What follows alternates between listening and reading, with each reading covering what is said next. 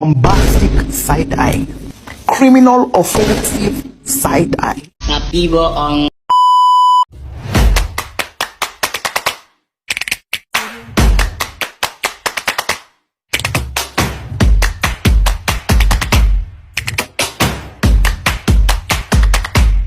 Assalamualaikum warahmatullahi wabarakatuh. Yang terhormat kepada Bapak Arifan Arif, SMM, selaku dosen dari mata pengampu manajemen strategik. Di sini kami ingin mempresentasikan hasil kerja kelompok kami, yaitu tentang tata kelola perusahaan yang baik. Boleh di next. Adapun anggota dari kelompok kami, yang pertama saya sendiri, Merian Jani. Lalu rekan saya Francisca Kristopaviana de Prosi. Saya dapat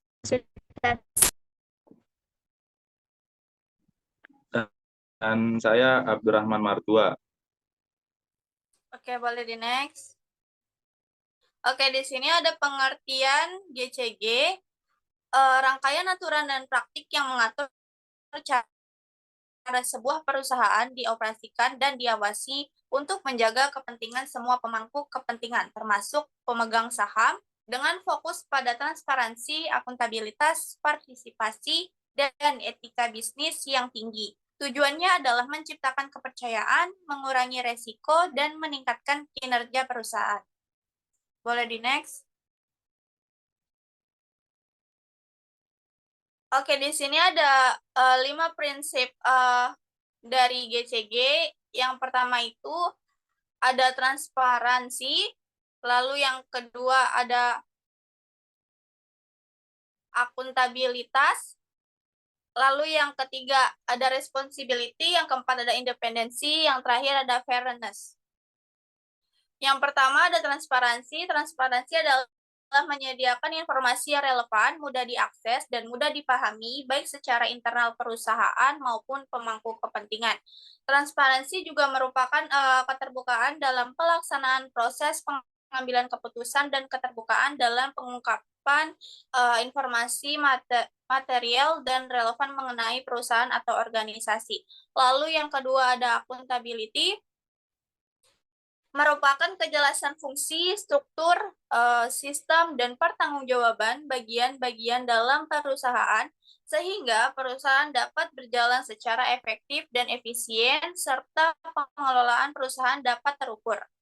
Lalu yang ketiga ada responsibility, merupakan kesesuaian dalam mematuhi peraturan perundang-undangan yang berlaku dan bertanggung jawab terhadap lingkungan perusahaan atau organisasi. Lalu yang keempat ada independensi atau kemandirian, merupakan suatu keadaan di mana perusahaan atau organisasi dikelola secara profesional tanpa berbenturan dengan kepentingan dan pengaruh pihak lain dan tidak terafiliasi pihak lain. Lalu yang terakhir ada fairness atau kewajaran, merupakan perlakuan yang adil dan setara dalam memenuhi hak-hak stakeholders serta kepentingan yang timbul berdasarkan perjanjian dan peraturan perundangan yang berlaku. Boleh di next.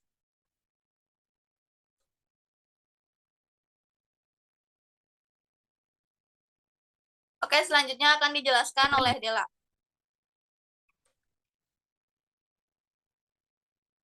di sini ada kasus dari Dewan itu tentang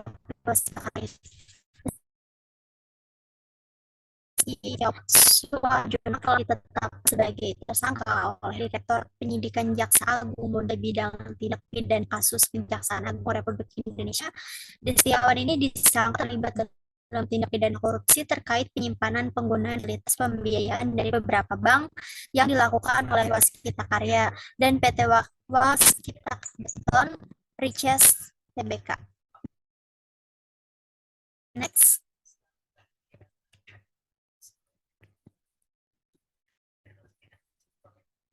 Nah, dalam kasus ini, Destiawan itu diduga memerintahkan dan menyetujui pencairan dana supply chain financing atau SCV dengan menggunakan dokumen pendukung palsu. Dokumen tersebut itu digunakan untuk membayar utang-utang perusahaan yang muncul akibat pencairan pembayaran proyek-proyek pekerjaan fiktif.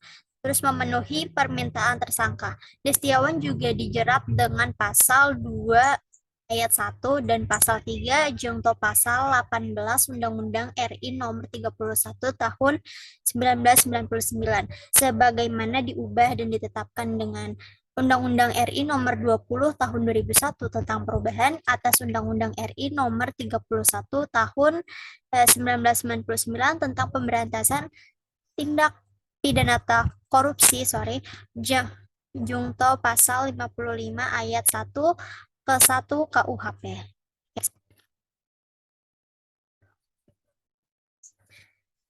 Di sini ada respon dari PT Waskita Karya masih dalam kasusnya. Manajemen Waskita Karya itu memberikan tanggapan ada penetapan tersangka terhadap Direktur Utama Destiawan Suarjono. Perusahaan menyatakan menghormati proses penyidikan yang dilakukan oleh Kejaksaan Agung. Meskipun menghadapi kasus hukum, manajemen berkomitmen untuk berkooperasi dan menyerahkan proses hukumnya kepada pihak berwenang. Waskita Karya juga menegaskan bahwa kasus korupsi ini tidak akan berdampak signifikan pada kegiatan perseroan, baik dari segi operasional maupun keuangan. Perusahaan ini menjamin akan tetap melaksanakan program dan strateginya sesuai dengan target yang telah ditetapkan. Nah, dalam menjalankan bisnisnya, Waskita Karya itu mengikuti prinsip-prinsip Good Corporate Governance atau GCG dan tetap berkomitmen untuk menjalankan proses bisnis dengan profesionalisme dan integritas yang tinggi. Boleh di next? Dari kasus PT Waskita Karya, kelompok kami menyimpulkan yang pertama itu ada transparansi dan akuntabilitas, yaitu manajemen Waskita Karya itu menegaskan komitmennya untuk menghormati proses penyidikan yang sedang berlangsung. Sikap ini mencerminkan transparansi dalam menghadapi kasus hukum yang melibatkan salah satu pimpinan perusahaan. Komitmen ini juga untuk berkolaborasi dengan pihak berwenang juga menunjukkan keterbukaan perusahaan dalam proses hukum yang sedang berjalan. Yang kedua itu ada kepatuhan hukum.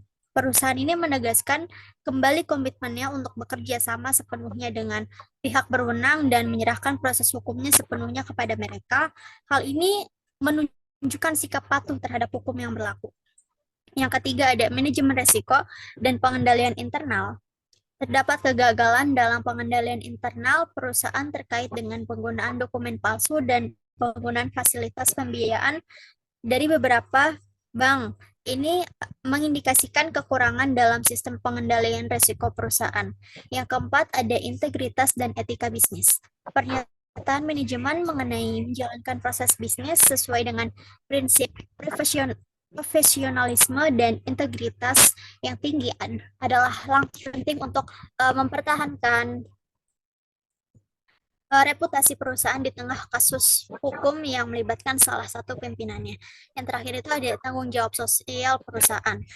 Perusahaan itu mencatat bahwa kasus ini tuh tidak berdampak secara signifikan pada operasional dan keuangan mereka. Namun, tanggung jawab sosial perusahaan juga termasuk penanganan internal terhadap permasalahan yang melibatkan kepentingan publik dan stakeholder. Nah, dalam kasus ini, Waskita Karya itu perlu mengambil langkah-langkah yang kuat dalam memperbaiki sistem pengendalian internal, menegaskan kembali komitmennya terhadap prinsip-prinsip GCG-nya, serta memperbaiki aspek kepatuhan hukum untuk memulihkan kepercayaan stakeholder dan memastikan praktik-praktik korupsi tidak terulang di masa depan. Oke. Selanjutnya, next. Ada analisis tinjau dari pelanggarannya. Nah, dalam kasus ini terdapat beberapa pelanggaran yang diakui atau diduga terjadi. Yang pertama itu ada pelanggaran hukum. Pelanggaran hukumnya itu penggunaan dokumen palsu untuk memperoleh dana supply chain financing dari beberapa bank merupakan pelanggaran hukum yang melanggar pasal 2 ayat 1 dan pasal 3 junto pasal 18 Undang-Undang RI nomor 31 tahun 1999 tentang pemberantasan tindak pidana korupsi. Nah, yang pelanggaran selanjutnya yaitu penyalahgunaan wewenang. Tersangka yang merupakan direktur utama perusahaan diduga memerintahkan dan menyetujui pencairan dana SCV itu dengan menggunakan dokumen palsu. Tindakan ini dapat dianggap sebagai penyalahgunaan wewenang dalam kepentingan pribadi atau perusahaan. Yang ketiga ada ketidakpatuhan terhadap prinsip GCG. Penggunaan dokumen palsu dan penggunaan fasilitas pembiayaan dalam kasus ini itu menimbulkan pertanyaan terkait sistem pengendalian internal perusahaan serta kepatuhan terhadap prinsip-prinsip good corporate governance atau GCG. Ini bisa mencakup kelemahan dalam pengendalian risiko, pengawasan, dan kepatuhan internal. Nah, yang terakhir ada keterlibatan dalam tindak pidana korupsi. Tindakan yang dilakukan oleh tersangka, jika ini terbukti, jika terbukti dapat dikategorikan sebagai tindak pidana korupsi dengan menggunakan dokumen palsu untuk tujuan memperoleh keuntungan yang tidak sah. Baik, selanjutnya akan dipresentasikan oleh Francisca.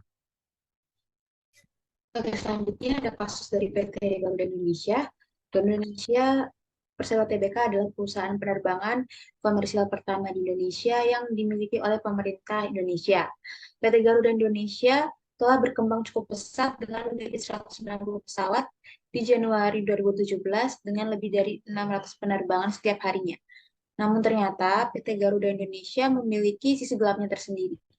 Pada tanggal 28 Juni 2019, PT Garuda Indonesia resmi dinyatakan bersalah dan dikenakan sanksi oleh beberapa lembaga seperti Kementerian Keuangan, Otoritas Jasa Keuangan, dan Bursa Efek Indonesia atas kecurangan pengakuan pendapatan pada laporan keuangan di tahun 2018.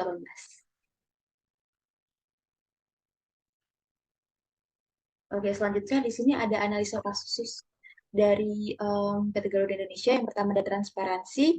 Dalam kasus ini mencerminkan kurangnya transparansi terkait perjanjian.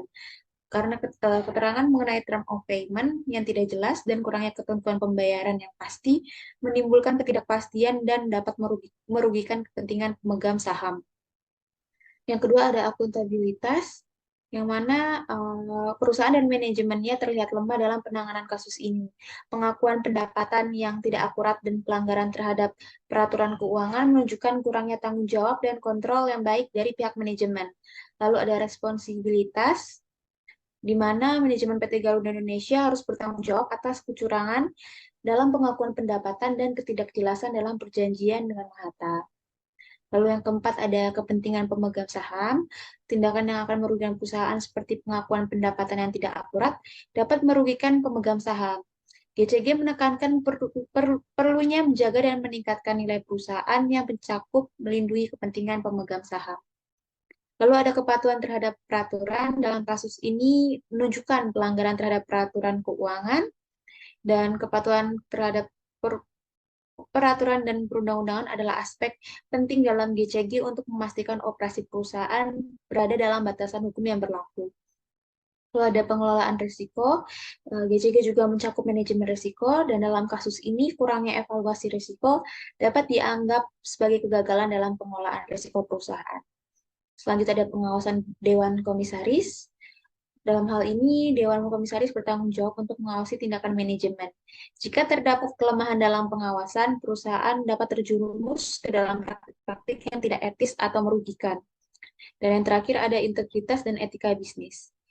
GCG menekankan pentingnya integritas dan etika bisnis. Pengakuan pendapatan yang tidak akurat dan ketidakjelasan dalam perjanjian mencerminkan kekurangan dalam hal integritas dan etika bisnis.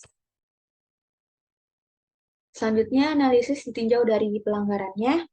Yang pertama, pelanggaran pengakuan pendapatan. Pengakuan pendapatan yang tidak akurat merupakan pelanggaran serius terhadap prinsip akuntansi dan dapat menyesatkan pemegang saham serta pihak kepentingan lainnya. Lalu ada ketidakjelasan dalam perjanjian.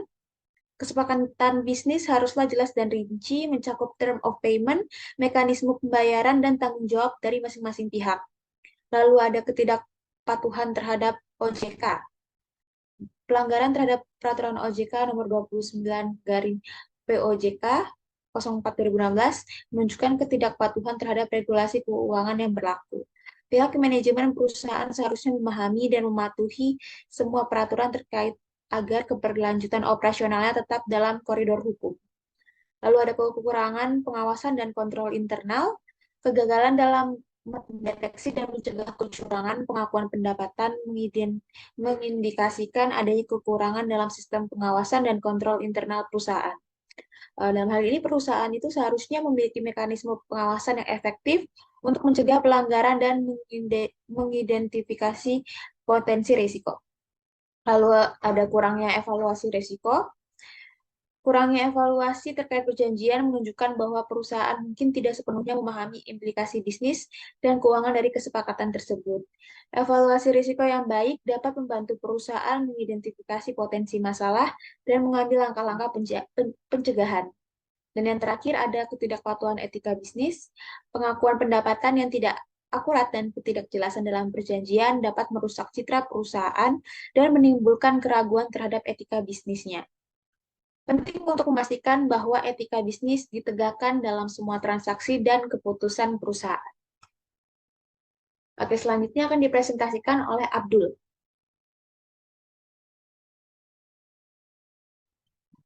Di sini saya akan membaca kesimpulan dari GCG. GCG atau tata kelola perusahaan yang baik menjadi landasan kuat dalam mengelola perusahaan. Dengan prinsip-prinsip seperti transparansi, akuntabilitas, tanggung jawab, independensi, dan kesetaraan.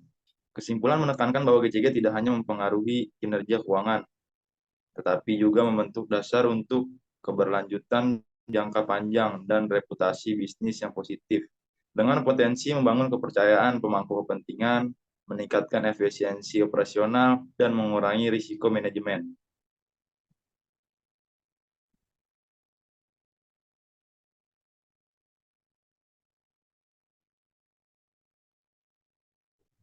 Dalam konteks ini, kasus PT Waskita Karya dan PT